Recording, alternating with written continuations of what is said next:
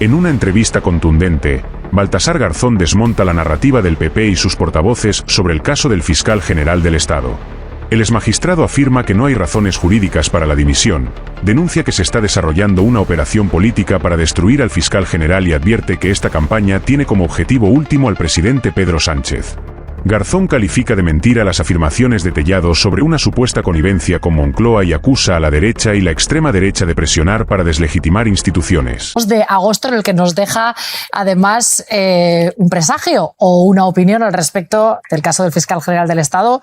Voy a subrayarlo, ha dicho absolución. Bueno, pues lo hablaremos. Sí, cuando porque tengamos una sentencia. ¿Sabe por qué? Porque si no fuera así, es muy difícil para mí seguir creyendo en el Estado de Derecho en España, porque no hay elementos suficientes de ninguna manera para llevar este proceso. Baltasar Garzón, su opinión al respecto. En primer lugar, buenas noches. Muchas gracias por acompañarnos. ¿Qué tal? Buenas noches. Va al banquillo. ¿Debe dimitir el fiscal general del Estado? No, no hay ninguna razón para que dimita.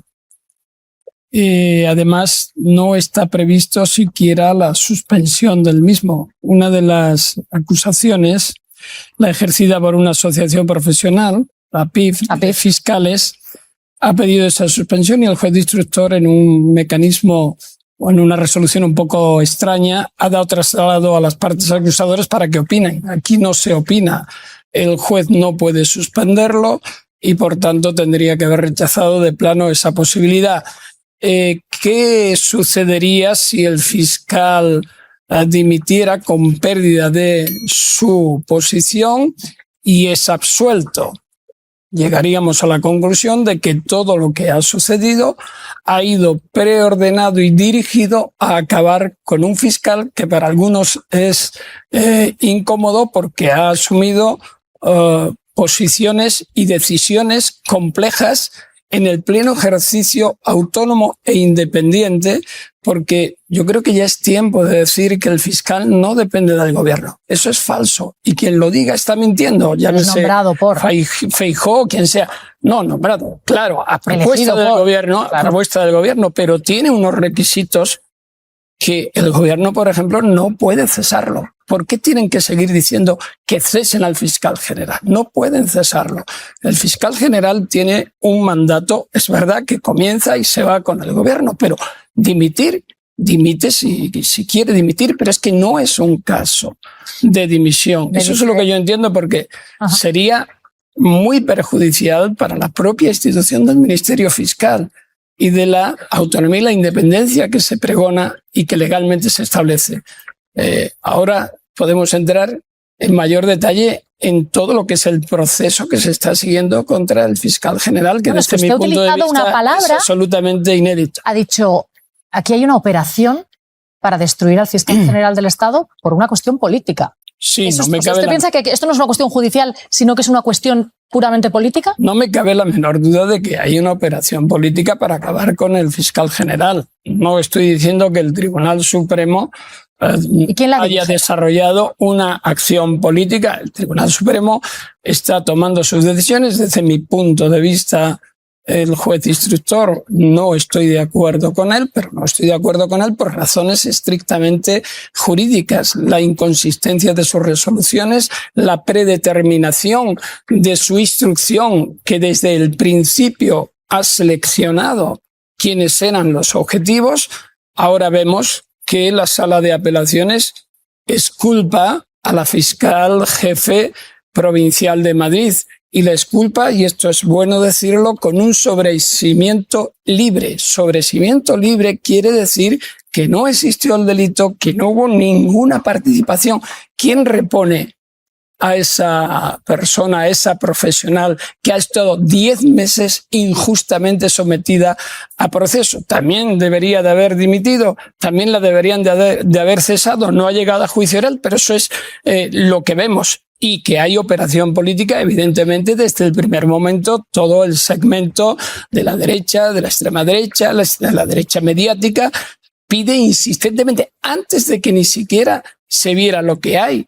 Y lo que hay a día de hoy, y hay un voto discrepante en la última resolución del Tribunal Supremo, durísimo, bien fundamentado y con una coherencia absoluta con lo que hay, sin presunciones, sin argumentos de estar preordenado a la culpabilidad de una persona, que establece una discrepancia profunda, y esto nos lleva a la afirmación de que quizás no está dicha la última palabra y que yo estoy seguro, y aquí voy a hacer una afirmación que después me pueden recordar que la dije en este programa, este proceso va a acabar en absolución. ¿Y esto qué significa? Significa que durante todo este tiempo se ha estado sometiendo a una presión inaguantable a una alta institución del Estado.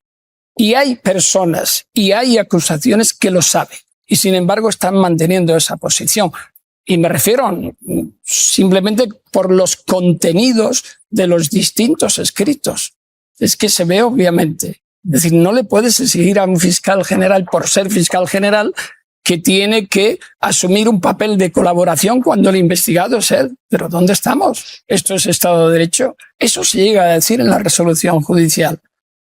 Se imputa sin ningún elemento de prueba que lo avale, que el hecho de haber borrado unos mensajes o los mensajes o correos es porque tenía información perjudicial para él. Claro, pero uno cuando borra así, pruebas, no si fuera el caso, no suele dejar una nota diciendo esto lo he borrado porque me van a investigar. La cuestión es que tienes que probar lo contrario.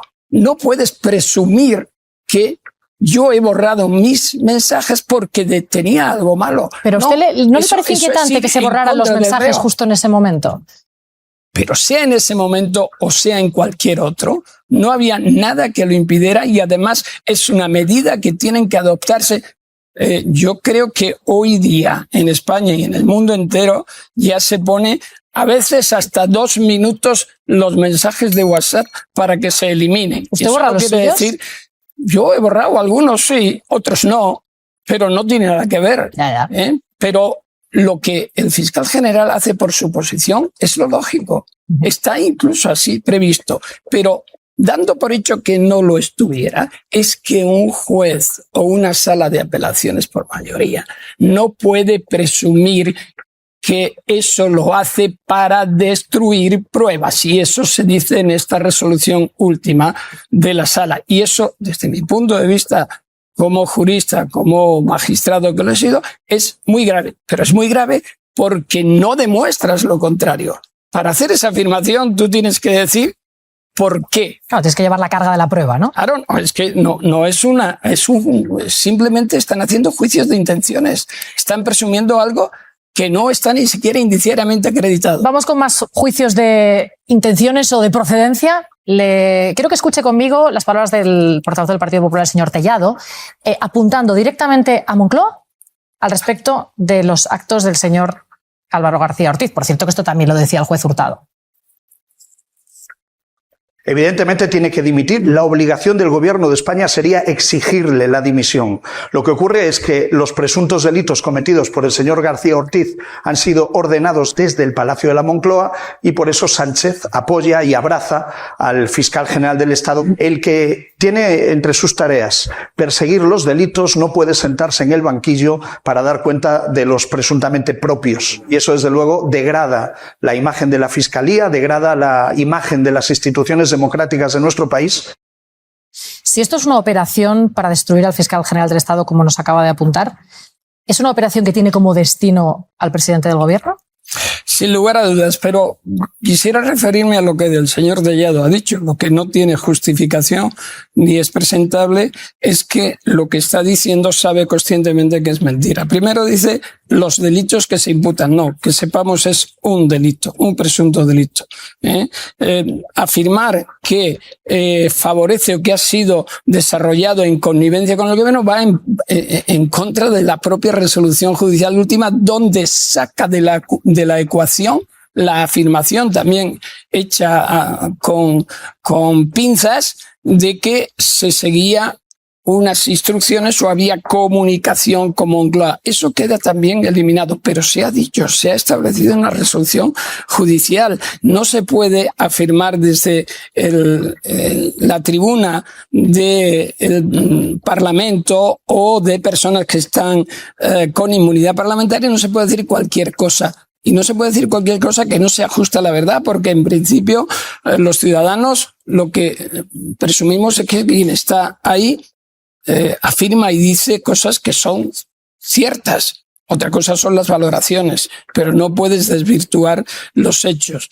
Que el objetivo es el presidente del gobierno, bueno, sí, eso lo he dicho muchas veces, pero es que es evidente, ¿no? Es decir, la propia correlación que se hace debe exigirle la dimisión. Si sabe, señor Tellado, que eso no lo puede hacer el presidente del gobierno, porque entonces sí que estaría invadiendo un escenario y una escena que no le corresponde y un ámbito que quebrantaría el equilibrio y la separación de poderes. No puedes exigirle.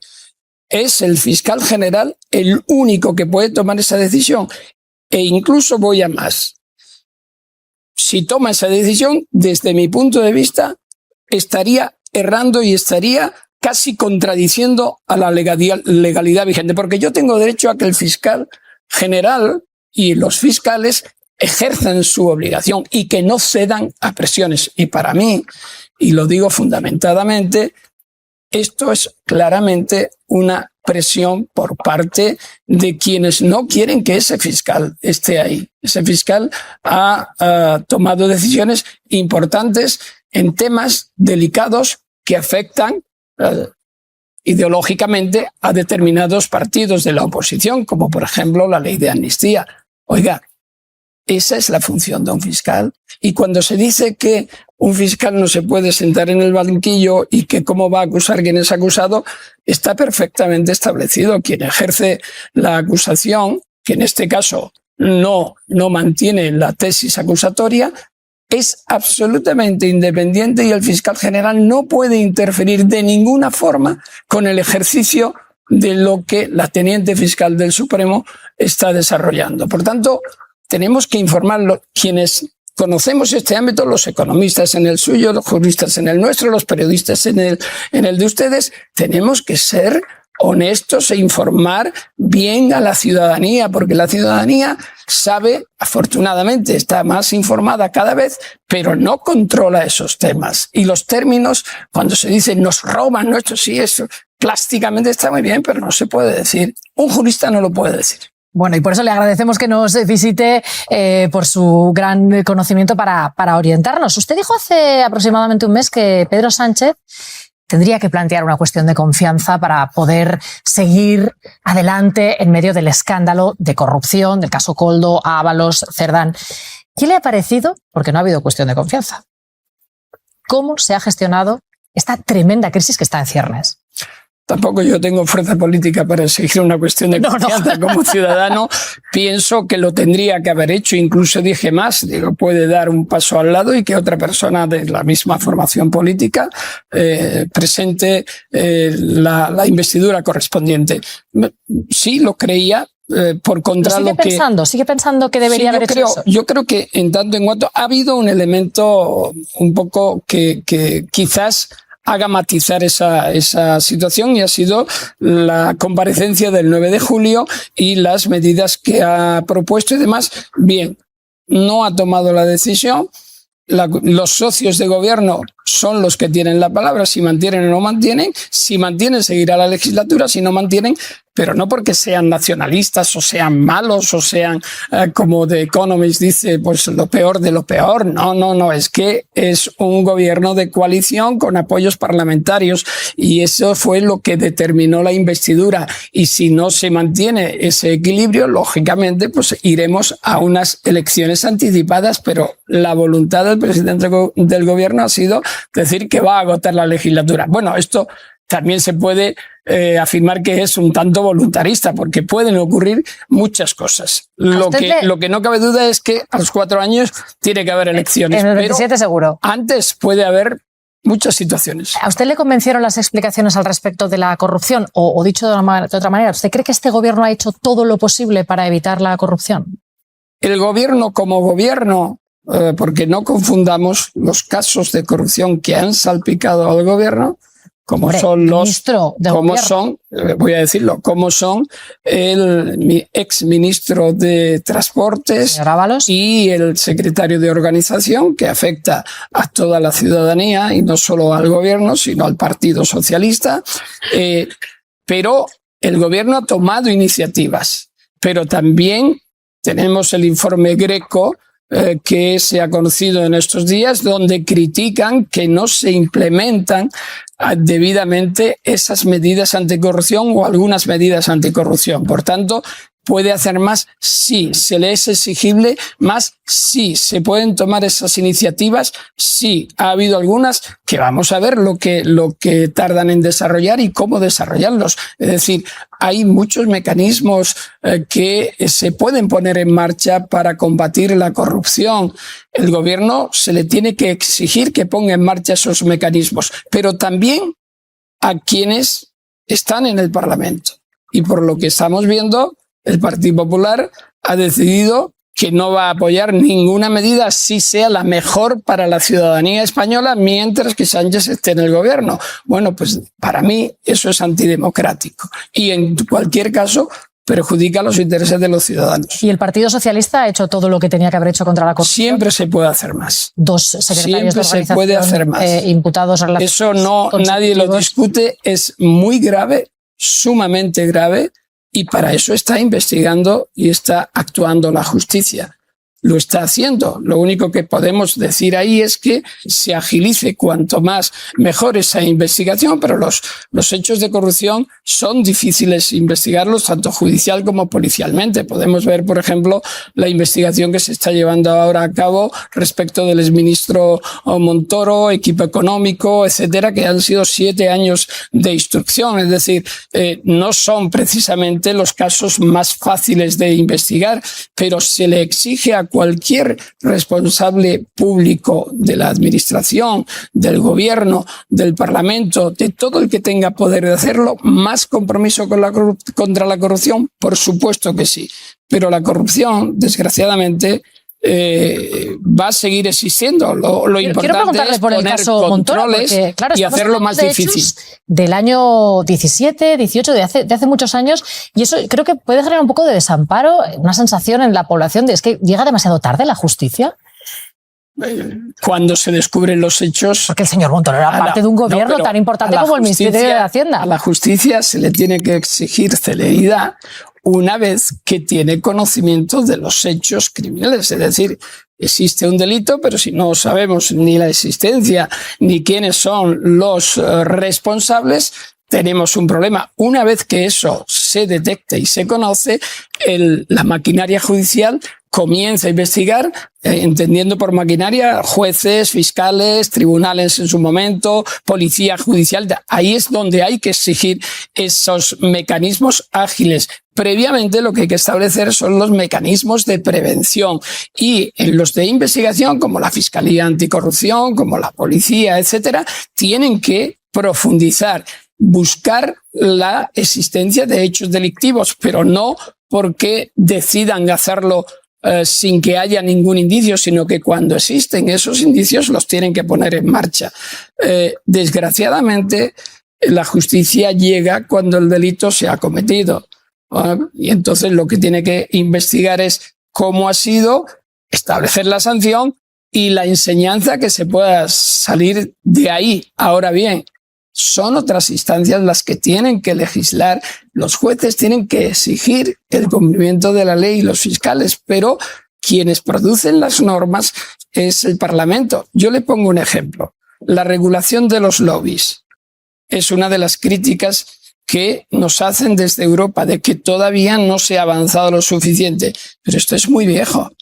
el tráfico de influencias, de los intereses, cómo median los tours de force que hacen algunas empresas, corporaciones con normativa. Lo estamos viendo ahora mismo en la investigación del exministro Montoro y de ese caso que se lleva en Tarragona. Es decir, es muy difícil, pero es necesario.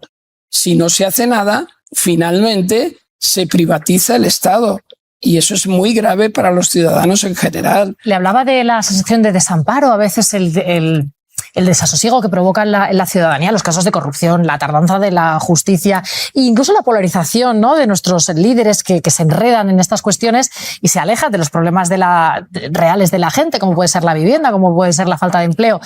Eso está teniendo una incidencia muy clara, sobre todo en los jóvenes. Le doy datos del último CIS. La ultraderecha recoge la mayor parte de la intención de voto de los jóvenes, entre los 18 y los 34 años. Es decir, señor Garzón, que lo que ahora es ser rebelde ya no es ser progresista, es ser de derecha o ultraderecha. ¿Cómo lo valora usted? Bueno, no se puede generalizar. Es verdad que esa tendencia existe, pero también hay muchos jóvenes absolutamente comprometidos. No lo discuto, le estoy dando datos de lo que sale en la encuesta del CIS. Pero es muy preocupante, efectivamente, que esa tendencia exista. Pues entonces ahí tenemos que hacer una profunda reflexión en qué hemos fallado quienes ya pintamos canas o tenemos canas desde hace mucho tiempo, ¿no?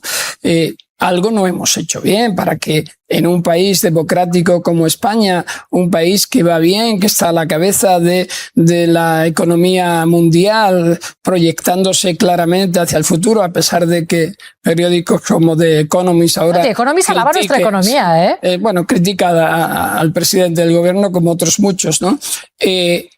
A pesar de esto, veamos que la tendencia minoritaria, pero mayoritaria también de cierto sector de la juventud, se fije en esos mensajes, en esas políticas xenófobas, racistas de la extrema derecha. Pero no es un caso solamente de España, no, toda Europa. La extrema derecha es muy fácil que prenda en momentos de polarización, de desasosiego, de dificultades económicas, porque lo que no podemos eludir es la afirmación de que, por ejemplo, usted lo decía antes, la vivienda en España, los jóvenes hoy día prácticamente les resulta imposible hacerse con una vivienda o ni siquiera con un alquiler asequible. Por tanto, eso produce desazón, produce un descorazonamiento y una desconfianza hacia el sistema. Por tanto, tenemos que incidir ahí y no seguir los dictados o los consejos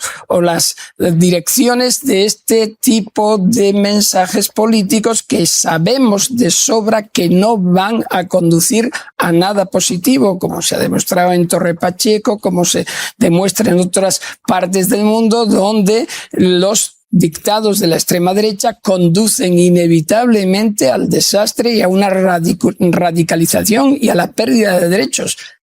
¿Cómo lo tenemos que transmitir a los jóvenes? Bueno, pues eso es una reflexión que a mí me gustaría que, por ejemplo, en el nivel político que nos estamos moviendo en este momento, hubiera un consenso, una reflexión, porque para eso les pagamos a los políticos y para eso están en el Parlamento, elegidos por los ciudadanos y las ciudadanas, para que nos resuelvan estos temas en conjunto, porque esto es un fenómeno de corresponsabilidad de todos, ¿no? Desde la educación familiar hasta los últimos detalles públicos que se puedan acomodar.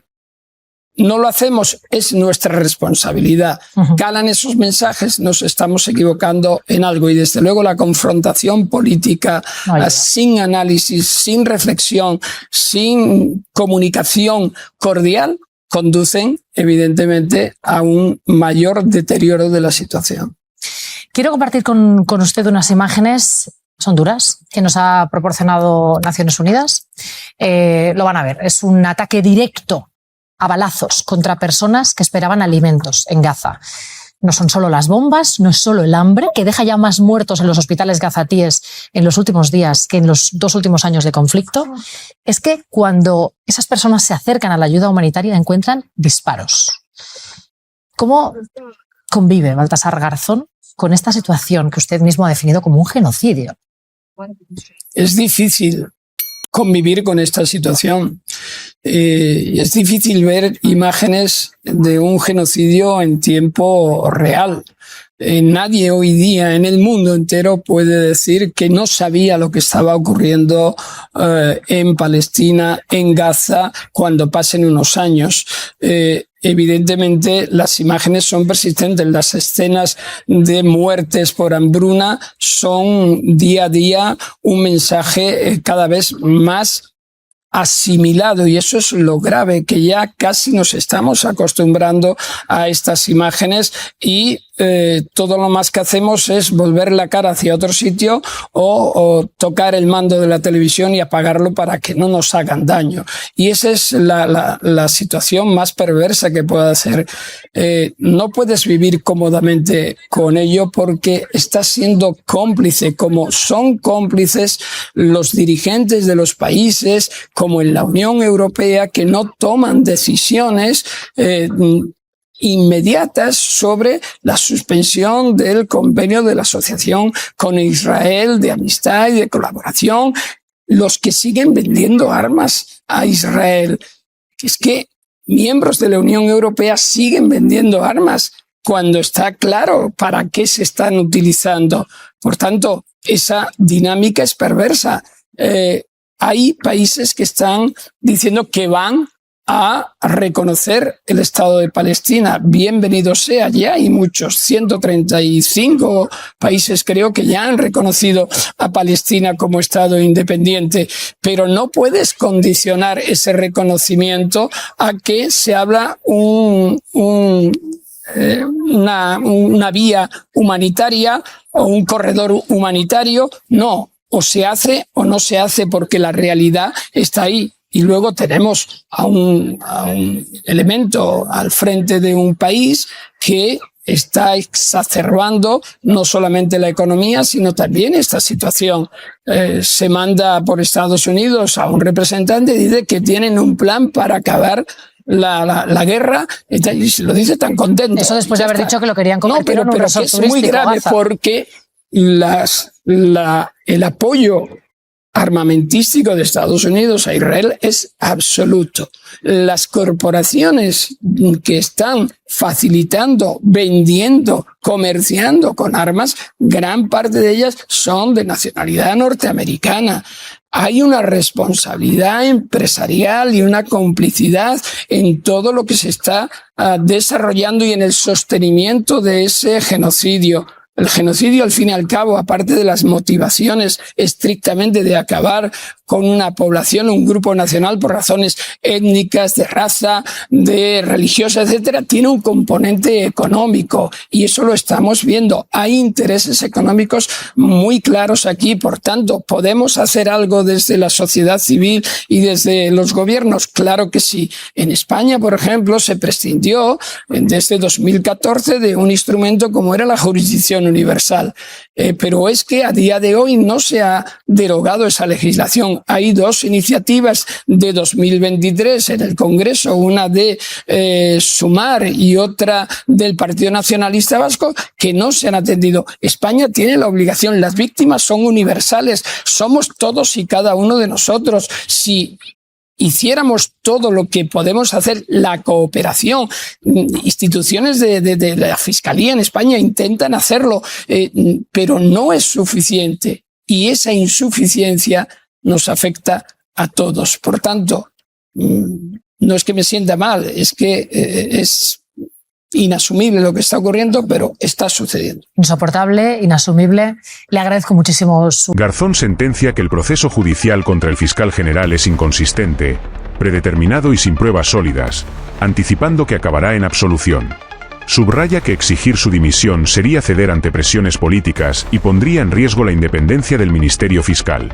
Además, critica la estrategia del PP de instrumentalizar la justicia para desgastar al gobierno, recordando que la separación de poderes impide que Sánchez cese al fiscal.